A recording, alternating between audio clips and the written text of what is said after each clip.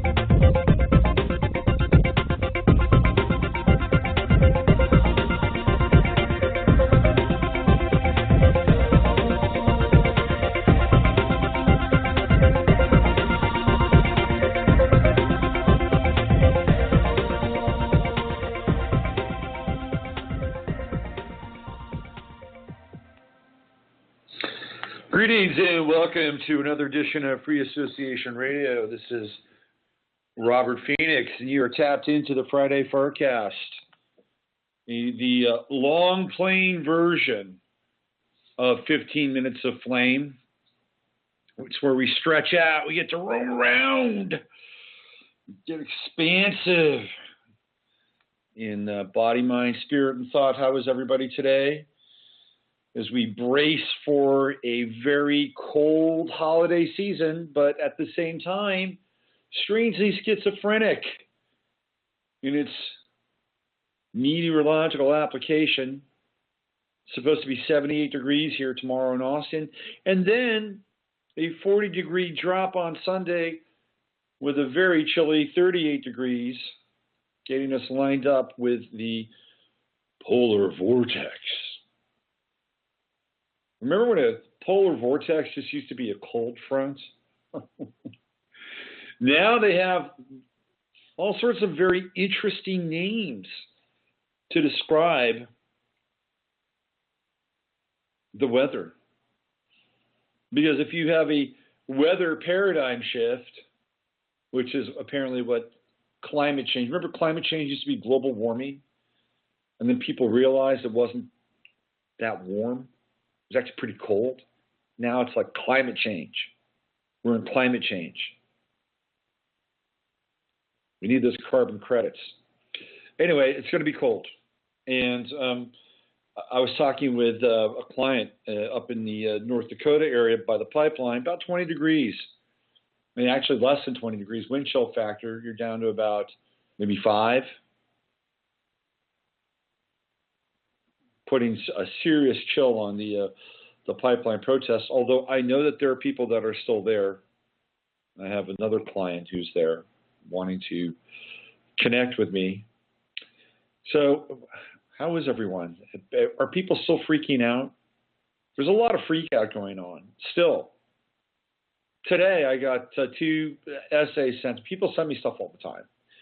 And I got 2 essays sent to me. One was on the liberal side coming out of HuffPost, which was written by a guy by the name of Tobias Stone, who says that we're in trouble. Trump is trouble. We're in a cycle where people decide that they want to disassemble social structures, and when that happens, we're all fucked. And then I got another video sent about how Trump is in the Kennedy camp, trying to do what Kennedy and Lincoln is doing and has done, and the CIA will never allow that and will take him out of the equation, and we're fucked. So I guess I'm going to use fuck one more time or 2 more times because I just used it again. So now we're in a fuck sandwich. I don't care. I really don't care. And that doesn't mean that I don't care about humanity. That doesn't mean I don't care about my kid who's going to have to inherit a world. But we were going to be fucked anyway. I'll use it again. I apologize. If Hillary Clinton had become our president, we would, please, for all you people that are out there wringing your hands about Donald J. Trump, imagine the prospect of the Hillary Clinton presidency. Imagine that. Outward aggression towards Russia, and she's not in, and the aggression towards Russia is still there. Why this administration wants to take on Russia is beyond me, except for Zbigniew Brzezinski and his grand chessboard and his deep antipathy towards Russia driving a lot of the strategy and policy. Okay, I get that. And maybe it's just another one of these charades, another one of these, it's like the Russian doll, the doll within the doll within the doll within the doll within the doll, right? The babushka effect. Maybe it's all just one giant charade. And if it is, they're doing a really good job putting it on. I mean, we're getting the theater of not just one lifetime, but 3 lifetimes. If there is anything that is happening right now that we can really wrap our heads around, it is the fact that there is no center. We have no center. Where's your center? If you have allowed yourself to be defined by the political center, you're in big trouble. You are. If you've allowed yourself to be defined by some system as it relates to the center, you're in trouble. Because systems are ultimately, they have limits and they're fallible. And I see a lot of people scrambling around trying to find their center. It's understandable. It's completely understandable. The center has nothing to do with who is sitting in Trump Tower or who is sitting in the White House. The center has to do with what's inside of you. It is timeless. It is immutable. A lot of people don't like to use the word God. It's loaded. Creator, loaded. That's the center. You find that in everything else. Everything else wheels around it. And you see it. And you do everything in your power to illuminate that, to keep that flame alive, to keep that heart alive, to keep that love alive, to live from that center. And I try to be as compassionate and open as possible with people. I deal with them in a client space. I deal with them in a friend space. I deal with them at times in an adversarial space on Facebook, where people that don't like what I talk about or my ideas, and I do my best. But the thing is that we are in a time right now where we're in massive change. I think we can agree upon that. We can agree upon that. Had Hillary been president, I'm not sure if the change would be as visible, although it would be certainly more of the same. I think Hillary would have been Obama on steroids. In fact, I know she would have been, and she still might be. You never know. I mean, this whole thing with the Electoral College.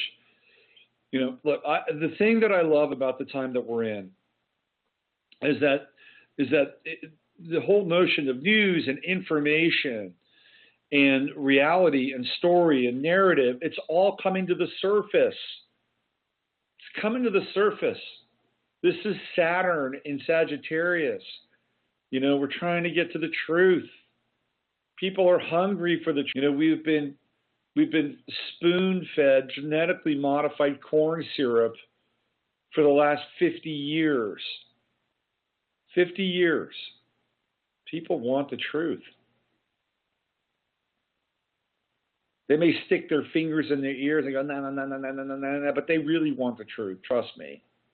Anytime you get the truth, I'll never forget it. The first time I understood this was many years ago. I was hanging out with a friend of mine, this guy who was a consultant, and it was in a dark room on the shores of the Pacific Ocean in Washington. And it was this guy. He was kind of like a mentor for me for a while. Interesting character, consultant, very sharp guy, laser-like in a lot of ways. And during this one evening, we're hanging out, we're talking, and he says to me, "You're mad." And he didn't mean that I was angry. He's like mad, like crazy. And you know what? In that moment, it was like, you know what? This guy just nailed something. He just hit a nerve inside of me that was like, it was like a fire alarm. It was like a fire alarm. It just went off. It's like, he's right. I am that. I'm crazy. I'm nuts. I'm mad.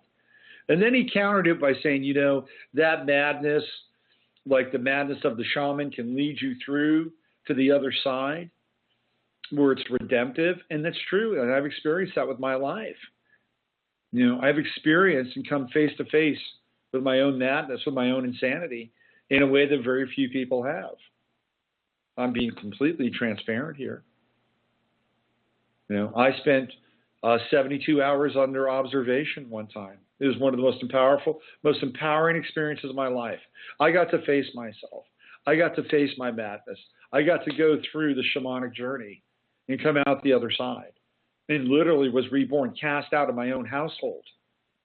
And so I've been there. I have embraced that part of my life.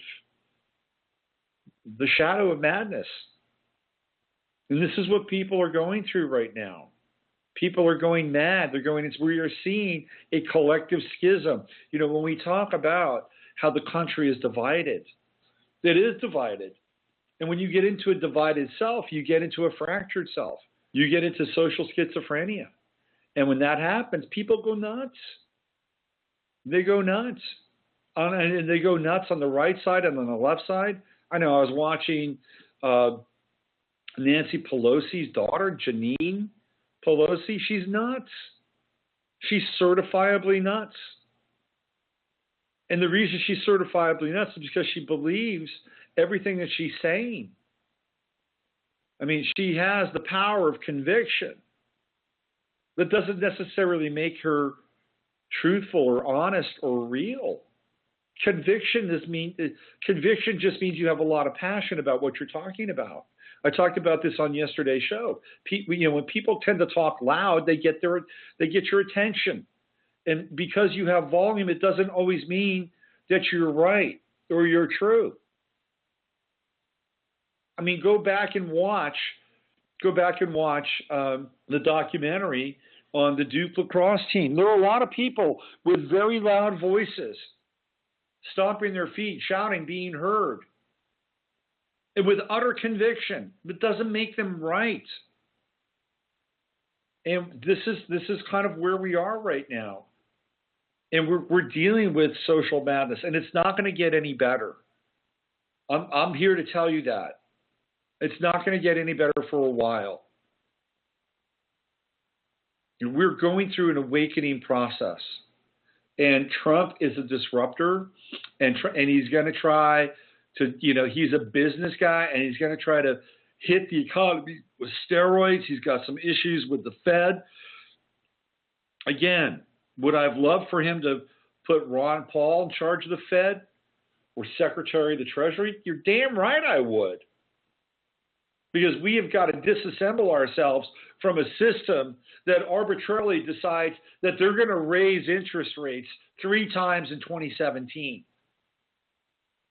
That did not happen during the entirety of the Obama administration. Only towards the end did we get a slight raise in the interest rate.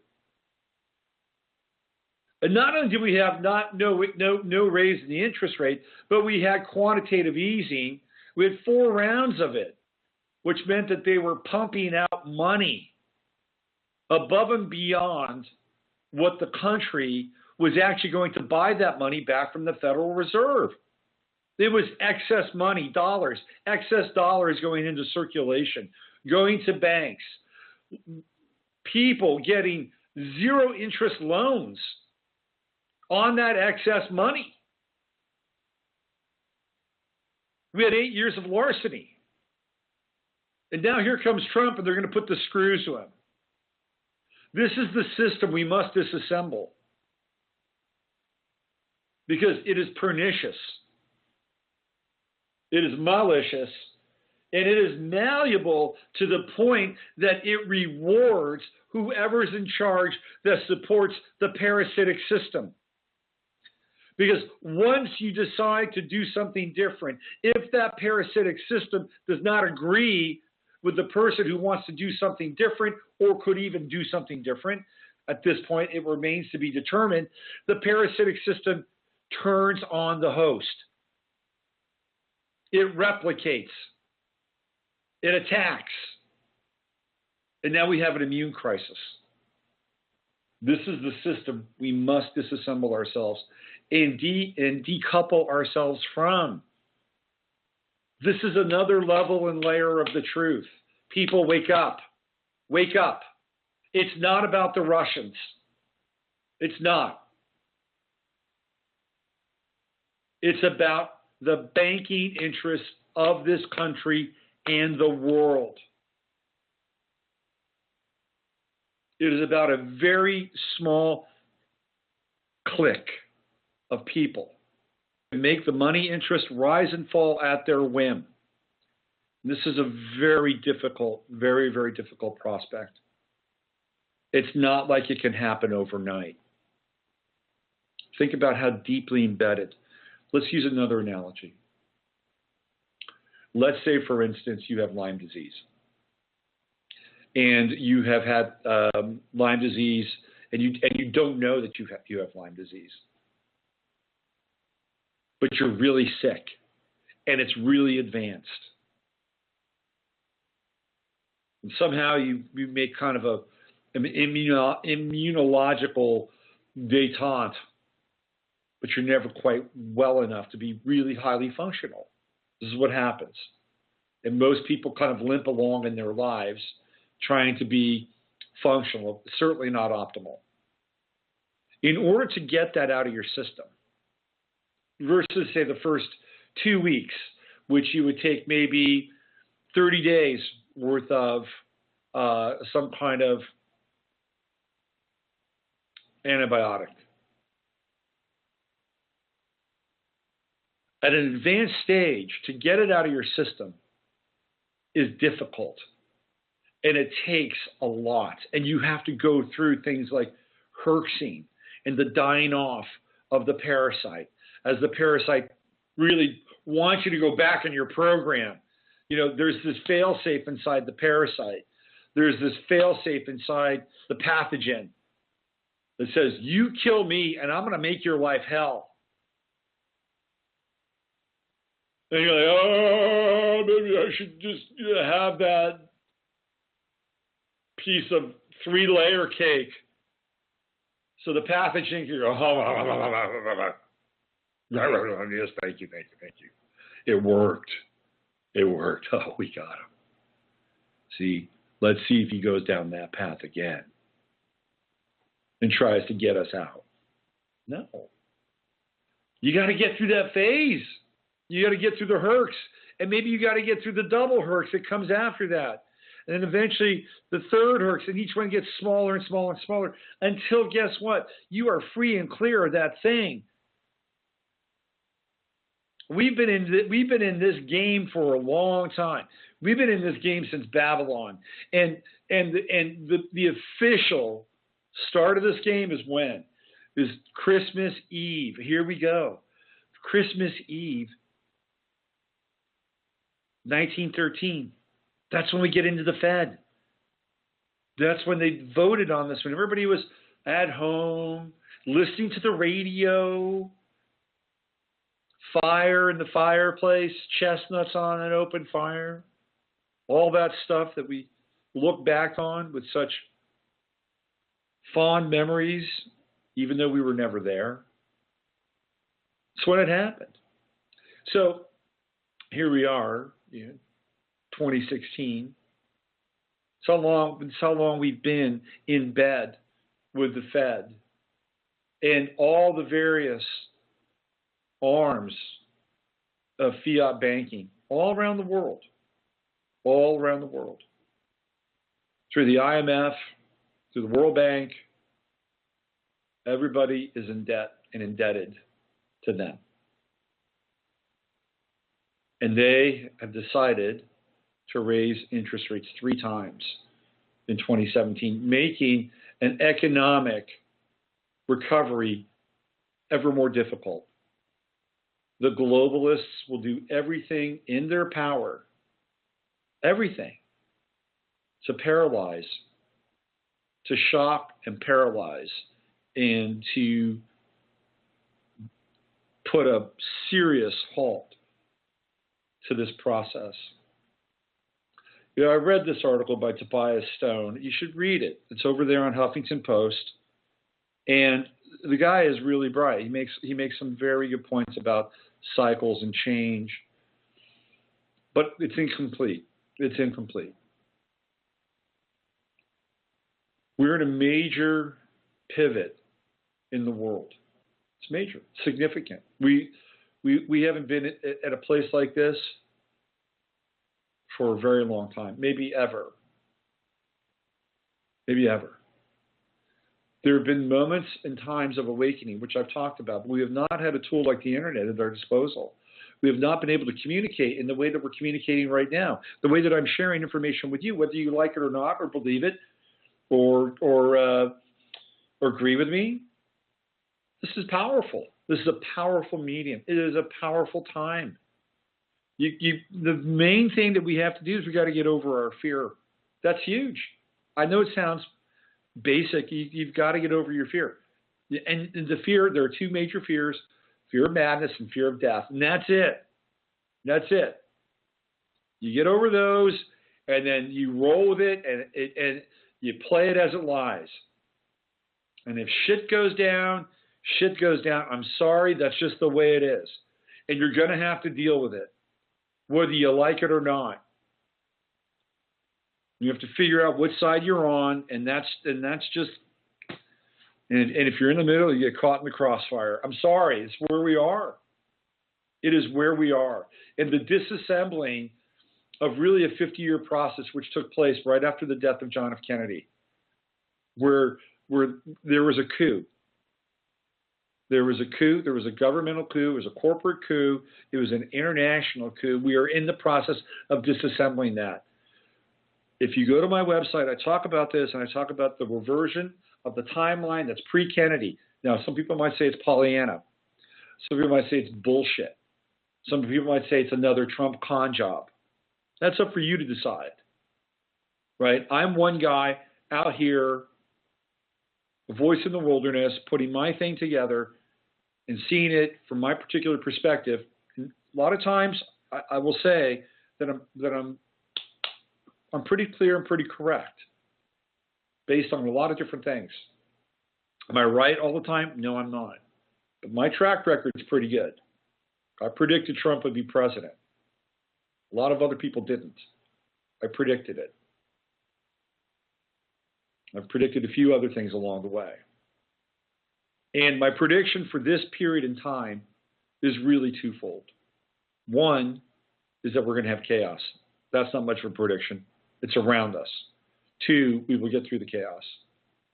3, we will get through the chaos in a way that we can't really understand or label at this point in time. And then it may be a cop-out, but there's so much in flux right now. I mean, it could go a lot of different ways. I mean, we could have a civil war. I mean, it could really happen here. And a lot of people want it to happen. And maybe the best thing that could happen could be a civil war. I'm saying this in all honesty. Do I want one? No, I don't want a civil war. A lot of people will die. And the scars are terrible. I'm sure that the Halliburtons and the Rands and the Bechtels would love the Reconstruction. I'm sure they'd love it. I'm sure that The Age of Chaos would love it because it's pure chaos. And they could take advantage of it. Oh, let's take advantage of a civil war. Let's start locking people up, and let's do this, and let's do that, and let's redo the Constitution and all that stuff, right? I mean, continuity of government, they would love a civil war.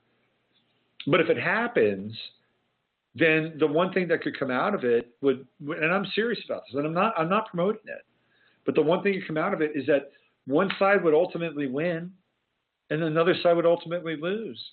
And there would be a definitive end to something. A definitive end to some kind of division. And we cannot have division anymore. The division is killing us. It's absolutely killing us. Now, when I look at YouTube and I see people like Mike Farrell and Loretta Swit, who looks horrible, her plastic surgery is terrible, and Moby, and Bob Odenkirk, and Martin Sheen, and Deborah Messing, all these people who are imploring the Electoral College to vote away from Trump. When I see that, this is a country that is clearly divided. And they're saying it's your patriotic duty to do this. What about the patriotic duty of the people that voted for Donald Trump? It's insulting. And I don't care if it's Donald Trump or John Kasich or whomever, Mickey Mouse, I don't care. They voted their conscience. They voted. And you people are insulting their patriotism. You know, you're demeaning their patriotism. You know, liberals love to talk about the common man. They love to talk about, you know, rights. And they love to talk about the abused underclass. But when it really comes down to it, they don't give a shit. They don't give a shit. Sorry, they don't. I mean, let's really just call it as we see it here. You know, Wisconsin, Michigan, Indiana, Ohio, Pennsylvania, the Rust Belt of America, where the unions were abandoned. They were abandoned. There's a great documentary. I've talked about this before. If you want to understand the dynamics around the unions in the 70s, which is when really they were at their height, and then they began to decline. There's a great documentary about a strike in Minnesota at a Hormel packing plant. I forget the name of it. You can look it up. And it pits brother against brother. You know, it pits the union against non-union. And so these guys go on strike, and they're being encouraged by their union organizer. And this guy he's from the East Coast. He's charismatic. He gets out there. He whips them up. He gets them to move off of the plants. And weeks go by and months go by, and you know, the union funds for them to hang out and not work and be on strike, they evaporate. Guess what happens? The union guy stops answering their call. The union guy, the meat packers union, he's AWOL. And now guess what happens? You've got people crossing the picket line. Now Hormel has broken the union, and they're paying these guys about 3/4 less of what the union meat packers were making. How about that? And what happens, and what happened, and what that documentary illustrates, is that the unions and management became one and the same, and that they colluded. And they totally colluded. And they colluded to essentially break down, in this case, the strike against Hormel. And this is not uncommon. This is kind of a common theme. So we're in a place now where we're disassembling the last 50 years. We talk about cycles. We're disassembling the last 50 years.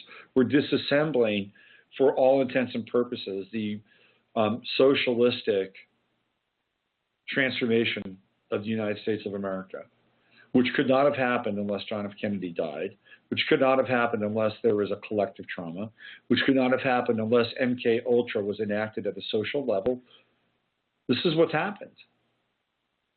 You know, we launched the welfare state. I've talked about this before.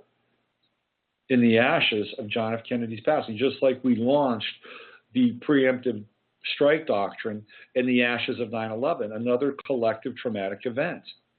Well, guess what? We're in another collective traumatic event right now with the election of Donald J. Trump. But there's a difference with this. There's a difference. And the difference is that in the aftermath of this trauma, that the architects of inserting the placebo of a new reality, problem, reaction, solution, they were not necessarily prepared for this. And so they don't necessarily have the project for a new American century or the Patriot Act baked and ready to go. They don't have the Great Society, and they don't have the War on Poverty, both of which were launched in the aftermath of the death of Kennedy in 9/11. And it was these two doctrines, these two pieces of paper. Now, what we do have is this pernicious bill that is going through the Congress. I don't know if you've seen this. It seems very reactive. But apparently, they have come up with this bill that will allow them to chip people that are mentally challenged, disabled, show signs of mental illness. This is how this stuff always starts, right? So it's like, look at Johnny. Johnny's 12 years old, and Johnny has extreme autism. Let's chip Johnny. Because, something happens to Johnny, and we need to know where Johnny is. Let's chip him. Oh, how about Grandpa Ed? Grandpa Ed has dementia. And so he's got his mental capacity is diminishing. Let's chip him, because you never know. Uncle Ed may just decide that he wants to get on a bus and travel to Ames, Iowa, where he grew up, even though he's living in Boston, Massachusetts. It's all well-meaning, well-intended. But what happens if the subjective analysis around somebody's mental state or condition makes them susceptible to being chipped? I mean, it may not pass. I think it's been put into the House, and it might have passed. It may not pass the Senate. They're trying to get as much stuff in as possible before Trump becomes president. This thing around espionage and Russia and controlling the internet, they're desperate. They're pulling at straws. But the reason why they're bringing this stuff up so quickly has to do with the fact that I don't think they had the plan in place like they did with the death of Kennedy. They knew they were going to take Kennedy out. They knew it. The War on Poverty and the Great Society, they've been working on that. Project for New American Century, Patriot Act, they've been working on that. They've been baking that. So now what they're trying to do is they're trying to hurry up, the insertion of the reality placebo on the heels of a trauma. And Trump's election really, in a lot of ways, was unintended trauma. Now, some people may say, well, come on now. He's in on it. They planned this. This is the trauma that they've planned. I don't really buy that. I don't buy that. And the other thing is, and I thought about this, because Ron Paul did not get a lot of publicity when he was running for president. And there was a reason why. They didn't want to give the libertarian ideology a platform. Plus, Ron Paul is not telegenic. But Trump comes out of television. Trump comes out of a reality show. How could they not give him TV time? How could they not? This guy, he was embedded. He was embedded in the mind, the media mind of American society. He was embedded. He could walk around New York and get a microphone stuck in his face. This is all pre-election. Trump is Trump. I mean, marginalizing Donald Trump, the way that they marginalized Ron Paul, is much more difficult. Much more. Could they have done it? Sure. But Trump has Twitter. He's had all these tools at his disposal. And shutting him down, I suppose they could have shut him down, but they didn't. Why? Because ultimately they're whores. The media are whores, and they want that time. They want to put Donald Trump on TV.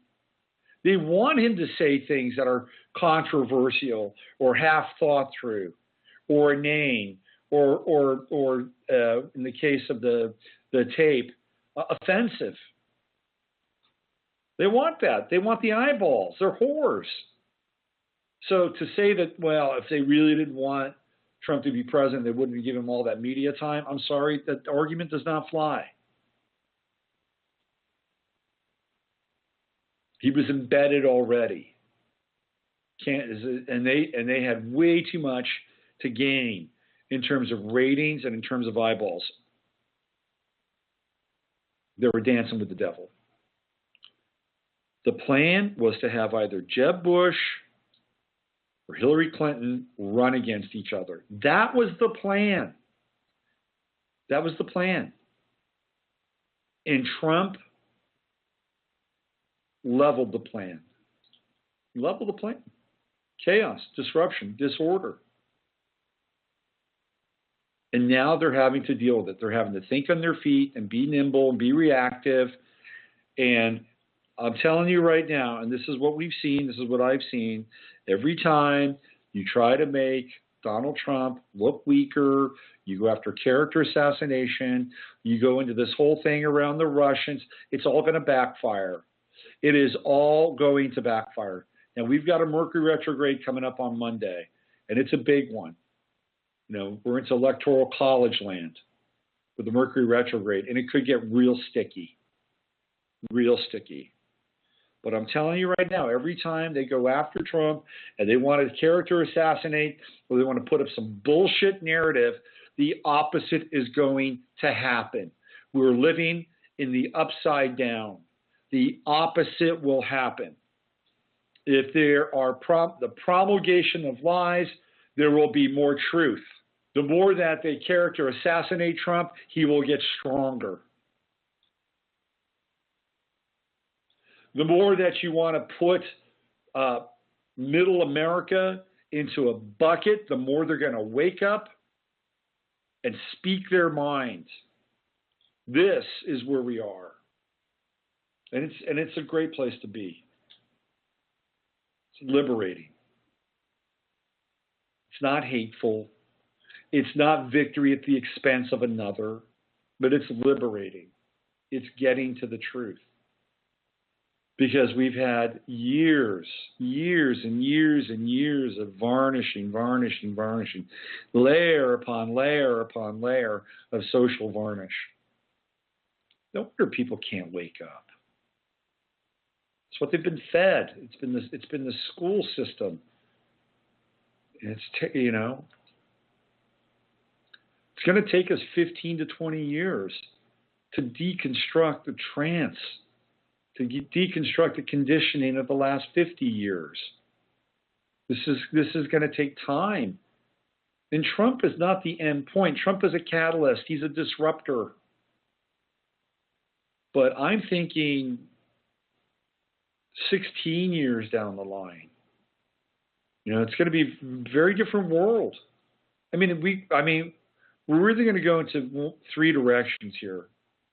We're either going to go into a full-on totalitarian state, and one side will carry the day, and it could be the hard right, or it could be the hard left. We could go into a complete reformation, or it could be, the disassembling of culture in the world as we know it. And we may not see the rise of a new humanity for another 100 years. And I'm not even getting into this whole thing around the Bible code and Trump and Revelation. And I'm not even getting into Antarctica and Atlantis and the giants. That could all factor into this as well. We don't we're living in a very unusual time. I challenge anybody to find another time like this. And the reason why is, and this is my opinion, my theory here, it's all consecrating. History is in a point of consecration. If you get into Terence McKenna and McKenna's time wave zero, what happens with McKenna's time wave zero, and it was really supposed to end on 12/21/12, and it might have actually happened, by the way. And we're living in the aftermath of that, but everything comes into this funnel, right? And we come and as we get closer and closer and closer into this funnel, history truncates and slams into itself. And so we have all these epochs and eras getting played out, and it's kind of happening. We have the Crusades happening now. The Christians versus the Muslims, the East versus the West, the impending caliphate upon Europe. Back in the day, Europe went to the East and conquered the Saracen states, occupied Jerusalem, blah blah blah blah blah. We have the antebellum. We have what happened with slavery and the Reconstruction. That's all happening right now. We have the Native American issue and the expansionist issue. That's all happening right now. It's all happening. We're looking at World War III with Russia, the reincarnation of the Cold War. That's all happening right now. So history is getting atomized, and everything's getting played out simultaneously. So why not prehistory? Why not Atlantis? Why not the Elohim? Why not the Anunnaki? Why not the discoveries of Nazi Germany, which, maybe we have this sort of the golden era Nazis living in Antarctica. Absolutely. Why not? It's all being truncated here. It's all being played out before our very eyes. It's all happening. It's all happening now. Sit back, have some popcorn. This is interesting shit. Can we not agree upon that? It's interesting. Take yourself off of the drama for a moment. Release the finger from the drama button. This is interesting. It's absolutely fascinating. And watching people react to this, watching Keith Olbermann lose his mind and become this. And where's Keith Olbermann been? He got kicked off of ESPN. And then all of a sudden they bring him back. He becomes this fist-pounding pundit talking about the perils of Donald Trump and the demagoguery and the dictatorship and the blah, blah, blah, blah, blah, blah, blah, blah, come on. Jeez. They brought him out of mothballs. But you watch him and he looks ridiculous. And this is a guy that was lionized years ago for being too smart, too intellectual, too witty for sports. But at every stop along the way, Olbermann would piss somebody off, say the wrong thing, and next thing you know, he's out of a job. That's okay. That's what happens sometimes. Misanthropes get fired. There's a really interesting story about Confucius and Lao Tse. Confucius and Lao Tse were contemporaries. And Confucius was, he was in exile. And Confucius was all about, the truth. And, he would work with these emperors or, the feudal lords of the various, regions, dynasties in China. He would try to instruct the emperors. Confucius is a fascinating guy, really fascinating. He was unusually tall, and he had an extremely large head. He was basically an orphan who taught himself how to learn. He was brilliant, absolutely brilliant. But he did not make life comfortable for the royalty of his day. He would always call them out on their shit. Meanwhile, Lao Tse was much more interested in kind of the nature of nature, the nature of things, and speaking in metaphor, hyperbole, symbols, the way of the Tao, the uncarved block. Lao Tse was not controversial. And so when Confucius, ran into Lao Tse, while he was in on the lam, so to speak. Lao Tse basically said, you and I are alike. We're a lot alike, but the difference between you and I is that you tell the truth. It's not that I don't, but people don't want to hear the truth directly. So sometimes truth tellers, they get fired. They're inconvenient. They're inconvenient people. That's why you got to mix in a little metaphor every now and then. But Olbermann has just been brought out to just, pound the table. And it's like a full-on assault. It's fascinating. Absolutely fascinating. I'm watching Alex Jones go nuts. I was listening to him last night.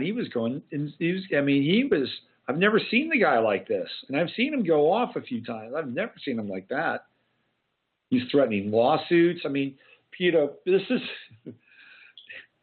be careful what you ask for, because sometimes you'll get it. And when you get it, then you got to deal with it. Now he's got Nancy Pelosi coming after him. He's got Hillary Clinton going after him. He's got Obama coming after him because he's got popularity. He's got numbers.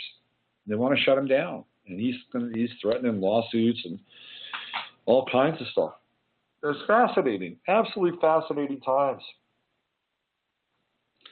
Is there redemption in here? Sure there is. Just don't lose your shit. Keep it together.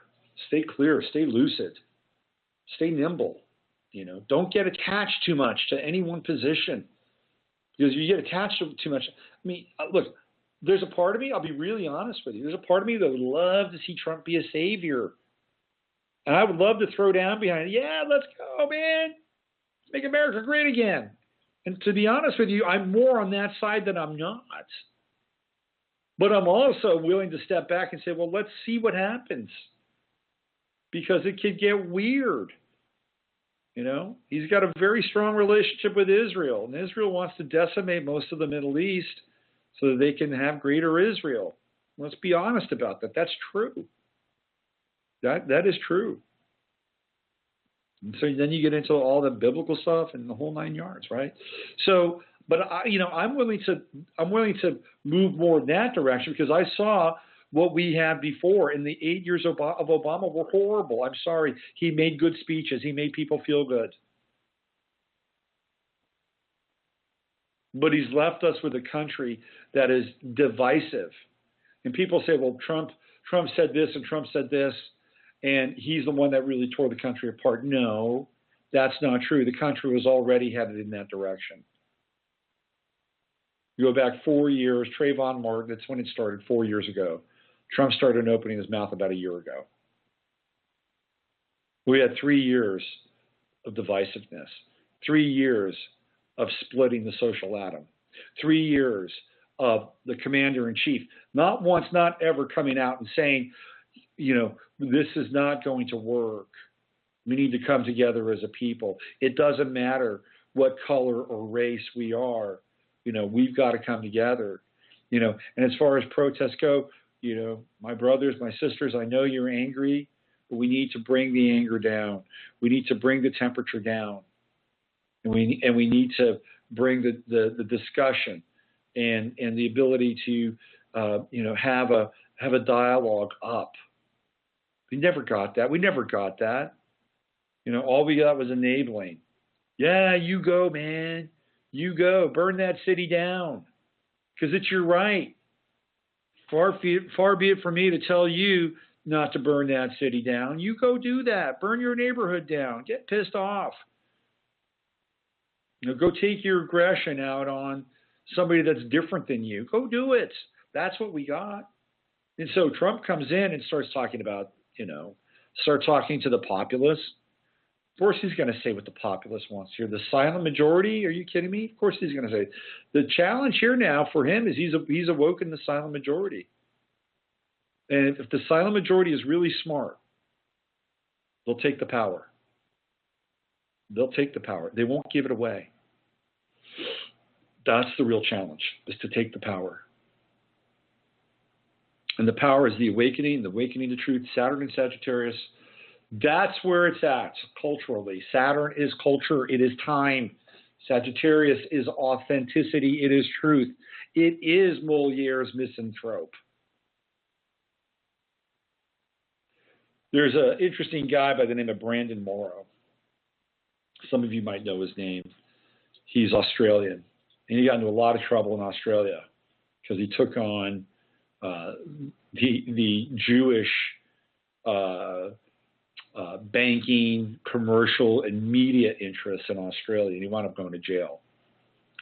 He eventually got out of jail because he played the role of John the Baptist in Moliere's misanthrope, and he decided to go to Iran because, Iran is the supposed hated enemy of Israel, and an enemy of Israel is a friend of Brandon Morrow's. And he went to Iran, and you can read about his journey in Iran on Henry Makow's website. And he winds up being in a place that is just as oppressive, just as feudal, just as medieval, and just as corrupt as the place that he tried to take himself out of. Fascinating. There's no such thing as utopia. There may be one day. There may be a time and a place where we've worked through the anger, the aggression, the greed, the depravity, the predatory nature of the unclaimed parts of our existence, the dark and enormous shadow that has ruled over us. And I hope we do have that someday. I would love that. But we're a long ways from that, boys and girls. A long ways. We're just beginning to get a glimmer of the horror of this world. Yeah, that's right. I said it. The horror of this world. You take a bite out of Pizzagate, you go down that rabbit hole, and let me tell you, it's not a pretty sight. And what do you think the power elite feed upon? What do you think they really feed upon? Filet mignon, pate? No, they feed upon us. They feed upon us. They feed upon our emotions. They feed upon our fears. They feed upon our youth. That is the dark truth. It's been here for a very long time, and most people cannot handle it. But we're getting there. We're just seeing the tip of the grimy iceberg around this. You want change? That's the change. It is systemic. And it is deep, very deep. Oh, man. Not impossible, though. We're waking up. Let's raise our glasses to waking up. Let's raise our glasses to having to wade through the noise, the flotsam, the jetsam, the debris. You know what? You're alive. You know you're alive when you're doing that. And if I can make one suggestion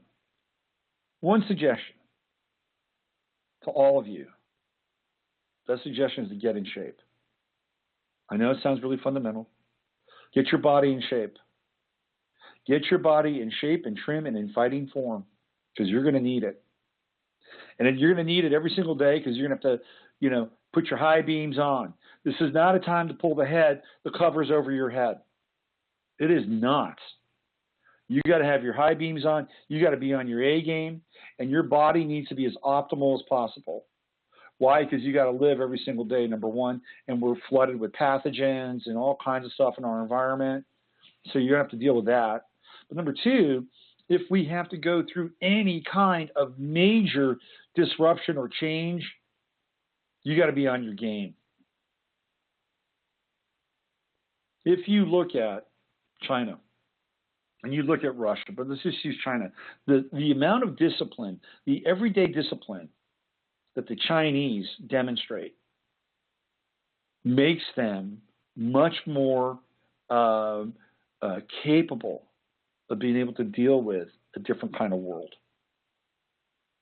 If they had to spring into action and act as one,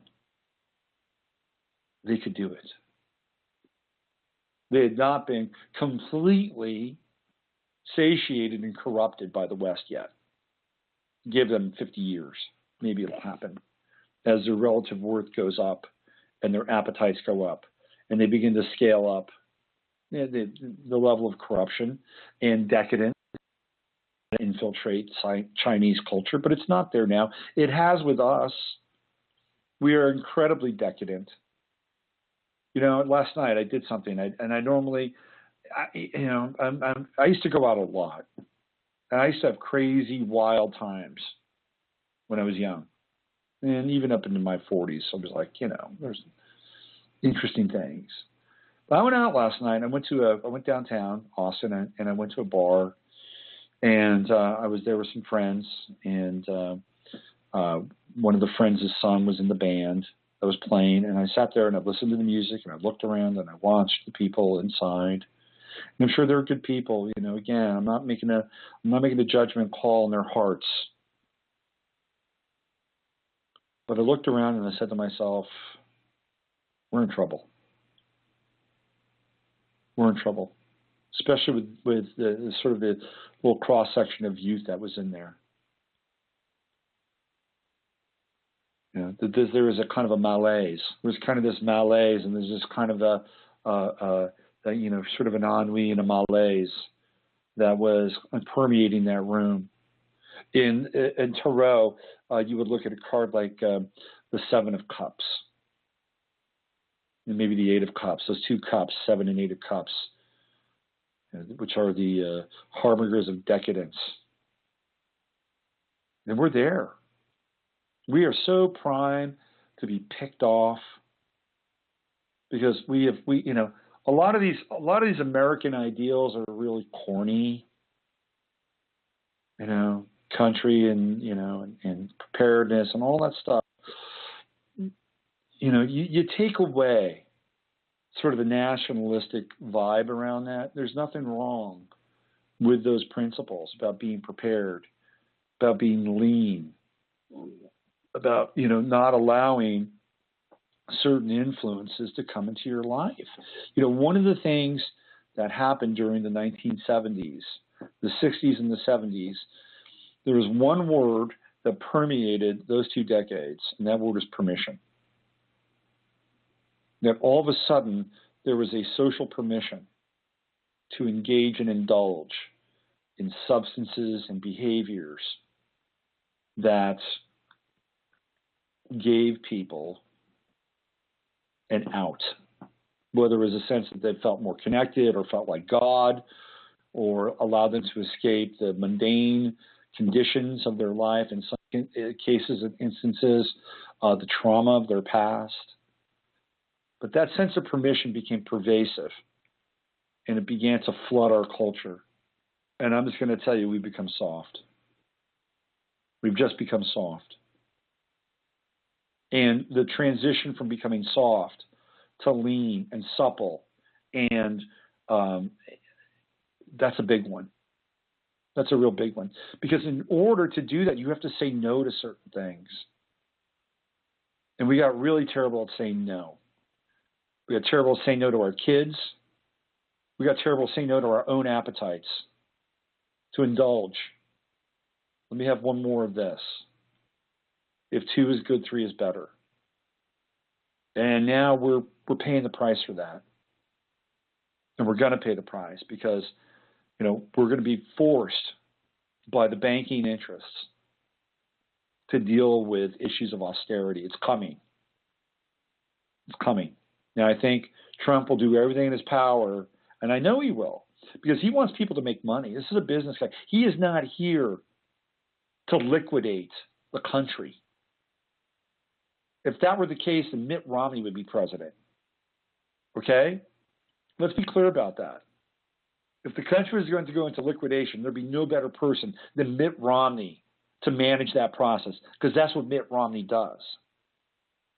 And he's not even anywhere near Trump's cabinet, let alone president, and he had a shot. The powers that be wanted 4 more years of Obama, sans Hillary Clinton tagging along. But if they wanted to tear the thing down, and Romney would have oversaw it. Trump will not oversee it.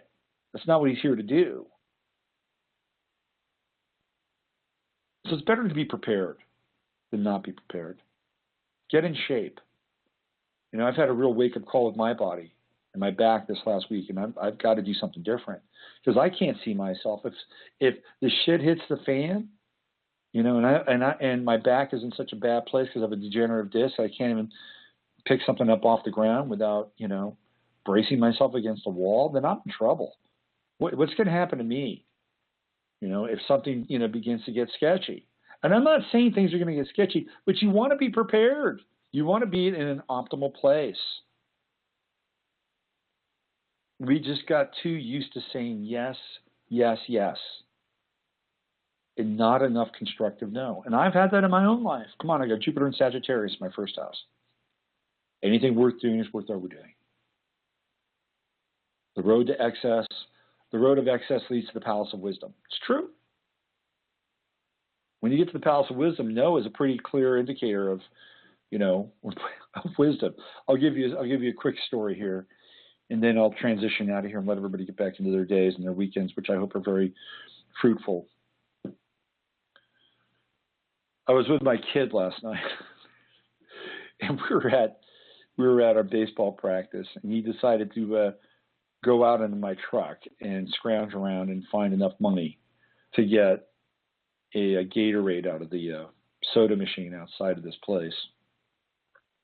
We'd already gone through this a week ago, and I called him out on it, and I told him, no, don't do it again. And he did it again because his overriding need to experience that sweet liquid was more important than his relationship to any kind of limitation in what I had shared with him before, which is kind of, you know, as a parent, it's like, really? You're going to do that? You're going to put that thing above the thing that you and I have done? But he did it, and I caught him. And the first thing I did is I took it away from him. I said, that drink is mine now. It belongs to me. It's my money. And this is very difficult at times being a parent, to have to say no. You know, no. It would have been, you know, it would have been easier too in that moment to let him have the drink. You know why? Because he was a shithead after I said no. It was like I was taking something away from a junkie. Truly. It was just a bottle of Gatorade. And I got stink eye, I got a bunch of stuff, and then he had to finish practice, and he didn't finish on a great note, and I had to deal with him afterwards. It would have been a lot easier if I just said, yes, go ahead. He would have had it. He would have felt happy. He would have felt fine. He would have got a sugar fix. He would have gotten the cage. He would have hit the ball well. The coach would have had a nice feeling about him. He would have had a nice feeling about his practice. But at the end of the day, it wouldn't have helped him. In the moment, it might have. But in the long run, I would have been doing him a disservice by letting him have that stupid little bottle of Gatorade. As a parent, you know, it's not a choice that I want. It's like I'd rather him be happy and productive and have the coach love him instead of having to watch him go through withdrawal. We have got to reacquaint ourselves with the notion of no. To step away, to step back. It's just the way it is.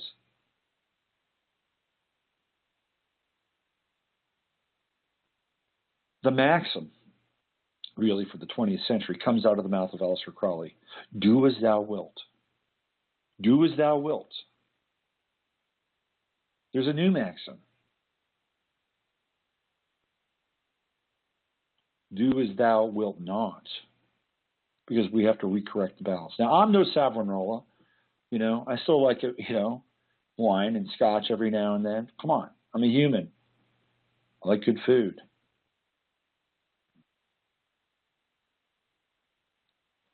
But at this place in time, where we are, we really have to re-examine our relationship with things like discipline and focus and concentration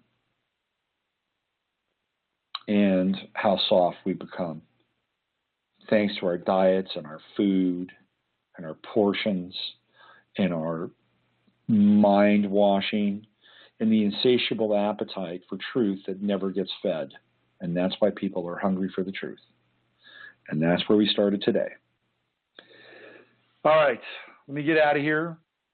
And, I just want to thank everybody who listens to this. And gives me a great opportunity to share my thoughts and my feelings with you. So I just want to thank everyone who shows up either here in the chat room or listens to this in post on Facebook or on YouTube. Just want to thank you all for, whether you agree with me or not, for listening in and hearing what I have to say. I really appreciate that. And again, from another perspective, I'm an astrologer. I do readings for people, and I teach astrology, and I have a 16-hour course. I'm just trying to push this course because it's a really good course, and I think I've sold maybe about 40 of them. And there are courses out there that you'll pay $3,000. I kid you not. You'll pay $3,000. Level 1, level 2, level 3. I've got a 16-hour course right now. I'm selling for $195. Normally $295. This is a good course. I'm telling you. And that $195 special on my website will be there until the 2nd of January. So if you want to grab it. And you'll learn astrology. It's a great gift to give somebody.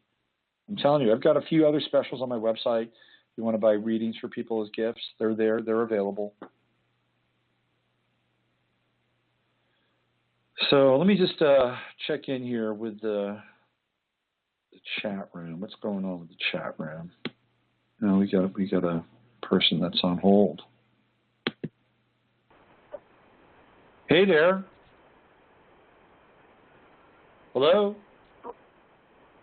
Can you hear me? Hello? Yeah, hi. Are you just listening, or did you want to call in and? Yeah. Oh no, I was actually just listening. Okay. Any thoughts around what I'm sharing today? Do I sound nuts? No, not at all. I've actually picked up a new lifestyle change in my eating habits that are very much in line with some of the things that you were saying, and portion control and kind of like intermittent fasting. So I thought that was very interesting that you brought that up. And it's not just me. Like, I see everyone, I work in the healthcare field as a nurse. Yep. And even being at work, I see people that are a lot more receptive. Like, I'm just eating salads every day, but people are like, how do you eat that way so consistently? And I just feel good. I just do what I feel is good to my body. And, when I crave something sweet, instead of going for cookies or M&Ms they have available, I'll eat an apple. And I'm so consistent. And I think that inspires some people. I'm just trying to be in line with myself spiritually and such. And they've been asking me a ton of questions, and just so receptive. And some, I didn't realize how much people didn't know. I thought certain things were just across the board, like, oh yeah, everybody knows about reverse osmosis water, like good filtered water, but one of the nurses inquired with me about it, and I just assumed everybody knew because you could buy units at Home Depot. But apparently she didn't know, and she found it very interesting, and I've had a lot of conversations, not surrounding that one subject, but other subjects, just like this, and where people are just like, I'm going to look into it. And one of my coworkers the other day was teasing another one. She was like, I never see Nancy eating salads. All of a sudden she's eating salads. Did you get to her? I'm like, no, I'm just, and then she said she was soaking almonds overnight as a snack and things like that. And I've been getting into a lot of doing things from scratch.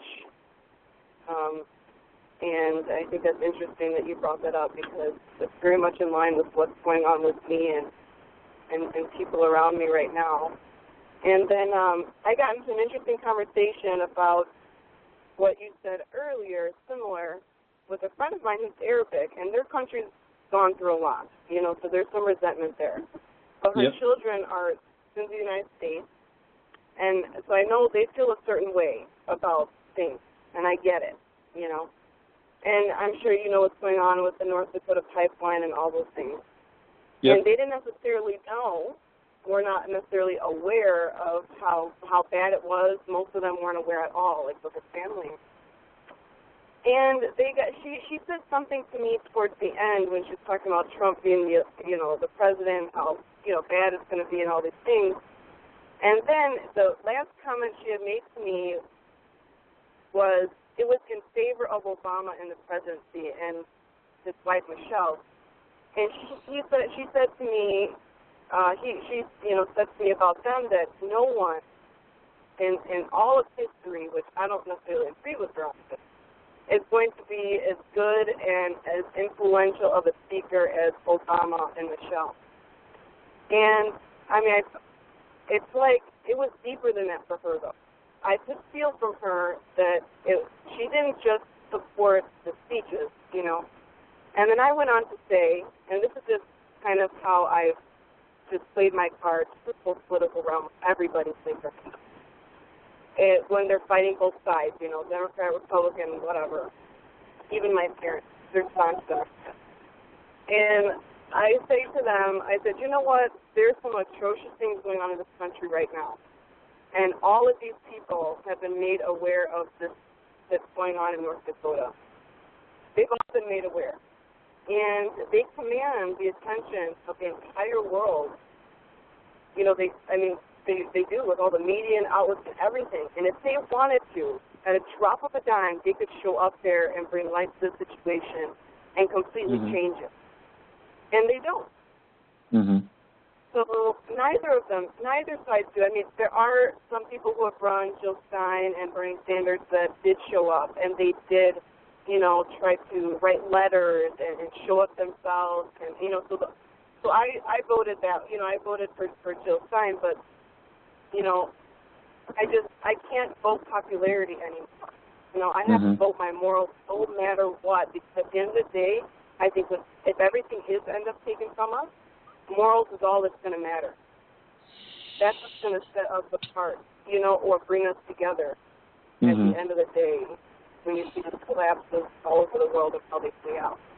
It's going to come down to morals. Morals of the people in the military, morals of the people on the ground resisting that military, and our ability to connect with people, on that. Yeah. Well, first of all, I think that what you brought up about people not knowing, I think a lot of us take it for granted that because we have studied diet, nutrition, alternative health, that other people have an equal or at the very least somewhat copacetic relationship with that, and in many cases they don't. Many people are really misinformed about their diet and their health, and what that shows is that that they are, to a large extent, even out of touch with their own inner authority, and that because most people, if you give people, I think, an option of having somebody else make a choice for them, or having them make a choice for themselves. In a lot of instances, a lot of people will opt into having another person or a body make that choice, because people have not been used to cultivating their own responsibility and their own inner authority. And in fact, we've been in roughly about a 50-year cycle of deconstructing that. And so allow either the state or the school or the corporation, granting them the permission or the consent to make those choices and decisions for us. And so we've been, inculcated into that kind of system in a lot of ways. And so what we're doing now, hopefully, is deconstructing that. And for better or worse, I mean, even the left, who are going nuts in their own way, are acting on their own inner authority, right? I mean, we're seeing that now because their outer authority, or the system that has been kind of the overriding governor here, has been stripped down. It's being taken away. So now they're having to, find their own inner authority and talk about things like patriotism and, which they didn't talk about before. You watch that video with Martin Sheen and all those, C-list actors, and they're acting like that this is the start of 1776. But they weren't there before. They really where they were was Selma, 1963. So we're in this tidal shift where hopefully people can find their inner authority. It doesn't matter what side they're on. If you can find that, begin to live by that, then that's a really empowering place. And we begin to need less government at that point. And wouldn't that be a wonderful thing? Allow people to live their lives without a lot of intrusion, and bring it down to a state and local level, so they actually have a say in, how we want to live, and how we want to govern, what we want to do with our laws. Because, quite frankly, and this is where to me this has always mystified me. If the majority of people in California want to live one way, then fine, let them live that way. If the majority of the people in Texas want to live a different way, then fine, let them live that way. And let's not have this kind of overarching one-size-fits-all, because really it doesn't. And that's when people start to get pissed off. And they start to resent, people telling them what bathroom that they can go in or not go in. And I know it sounds really mundane and fundamental, but it's true. So when you talk about that in terms of diet, that's the inner authority. And people are starting to wake up to that. And we all have a responsibility to live our lives in that way, because when we do, people go, oh, look at this, what are you doing, well, I'm taking charge of this, I'm doing this, and well, geez, maybe I could do that too. And next thing you know, it's a chain reaction, and we're empowering each other, and people are getting switched on, and it's like, wow, this is great, and we have the potential for that right now. Ladies and gentlemen, there's been a break in the action. There has been an interruption and a disruption to regularly scheduled programming, because we are deprogramming right now. If you are smart enough and adept enough and intuitive enough, you'll see it and you'll take advantage of it. This is what's taking place. This is the greatest gift we've been given. And whatever Trump can do or not do remains to be seen. He's not going to have an easy time with the Fed going after him and the money masters deciding that they're going to want to make it more difficult for people to get money and expand and build their business and all that stuff. So stay tuned. This is going to be a very interesting ride, 2017. 2016 was the year of the underdog.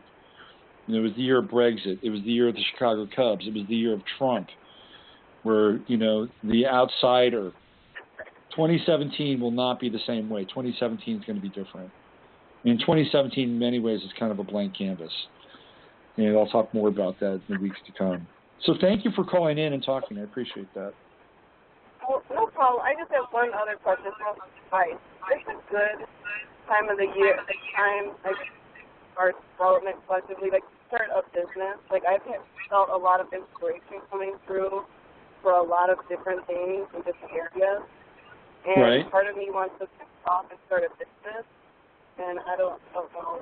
So you want to start a business now? Is that what you're saying? Yeah, I'm wondering if it's good timing. I know that things are heating up, and Well, first of all, just like in the immediate here and now, we're in the shadow of Mercury retrograde. Mercury goes retrograde on Monday, and will be retrograde for 3.5 weeks. So now is not a good time to start a business. Immediately, right? But what would be a good time right now is to review your business plan. So if you want to start a business and you have a business plan, now's the time to go over with a fine-tooth comb. Now's the time to get in front of people that could tell you where it could go wrong, right? It's like, I've got this lined up, and if I do this, and this, and this, by the third quarter of 2017, I should be profitable. Show me where that's wrong. And if they say, well, if you do this and this and this, and this happens, well, I think your estimate might be generous, and you might be into, the fourth quarter of 2017, or maybe even into the first quarter of 2018. So now is a good time to review those things. At the first of the year, I think we got to get through January 20th. That's a big deal. The astrology for January 20th is intense. It's very intense. It is revolutionary. Got to get through January 20th. Get through January 20th on the other side, then you're dealing with the two rate increases of the Fed, which if you're a small business person, you probably want to get your money, if you've got any kind of loan or anything that you're going to need for any kind of liquidity, you're going to want to get it in the first quarter of 2017. Because as we move through 2017, I think getting money is going to be more difficult. And then you have to look at your business. Is your business going to, you don't have to tell me about it now or anything, but is your business going to be in alignment with where things are headed, kind of with the country and with the world? That's the other piece. And if it is, then you're golden. But I would say right now, go with the Mercury retrograde energy, review your business plan, get it in front of somebody, and challenge them to tell you where it's going to fail. And then get through January 20th. Okay? Thank you. Okay, thank you. All right. All right. All right, that's it. We're coming into the holidays. It's an interesting time, a wonderful time. Let's do our best to spread some holiday cheer. Hey, even if it might be a pagan holiday, who cares? Who cares? Let's spread some cheer. Let's roll with it. Let's be kinder. Let's be more generous. We're in Sagittarius.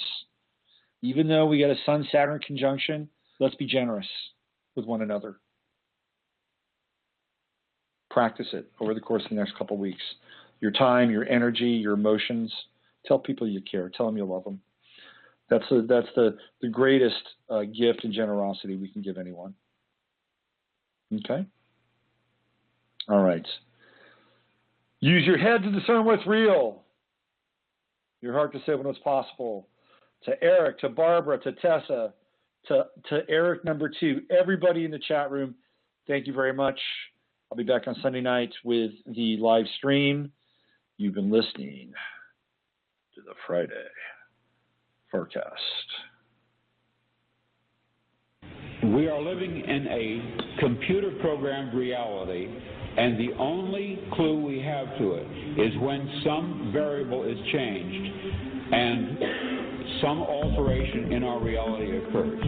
We would have the overwhelming impression that we were reliving the present, déjà vu.